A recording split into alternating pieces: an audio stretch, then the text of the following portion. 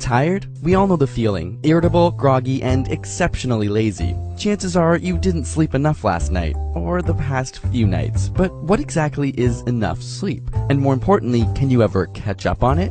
While the very function of sleep is still debated by scientists, we do know that it's necessary to function efficiently and productively. After all, we spend 24 years of our lifetime sleeping, it'd better be important. Researchers have tested how much is required each night by assigning groups of people to 4, 6, and 8 hours of sleep over extended periods of time. After 14 days, those with 8 hours of sleep exhibited few attention lapses or cognitive issues. However, those with 6 or 4 hours of sleep showed a steady decline. In fact, after only 2 weeks, the 6-hour group showed a similar reaction time to a person with a blood alcohol concentration of 0.1%, which is considered legally drunk. The 4-hour sleepers suffered even more, occasionally falling asleep during their cognitive tests. In both groups, brain function decreased day by day almost linearly with no sign of leveling off. Scientists have dubbed this cumulative effect as sleep debt. So can we recover from it? After a night or two of little sleep, studies show that the body and brain can fully recover with a few nights of good sleep. However, with long-term sleep deprivation on the scale of weeks to months, the recovery of cognitive function is much slower, requiring many more nights of quality sleep.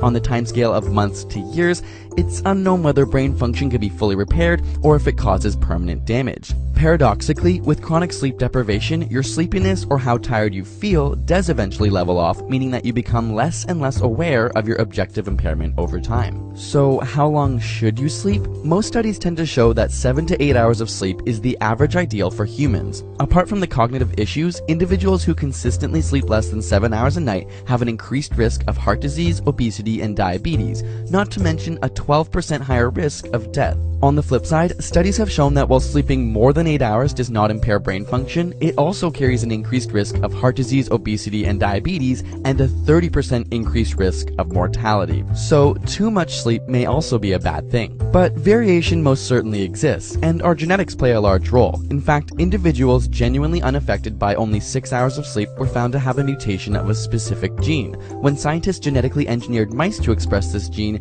they were able to stay awake for an extra 1.2 hours than normal mice. It turns out these short sleepers have more biologically intense sleep sessions than the average person. Ultimately, while it's important to know the ideal average of 7 to 8 hours exists, let your body and brain help you figure out its own needs. After all, no one shoe size fits all. If you want to know how to get better quality sleep each night in order to conquer the hurdles of sleep deprivation, we have some tips and research for you over on ASAP Thought. You can find a link in the description below to that video.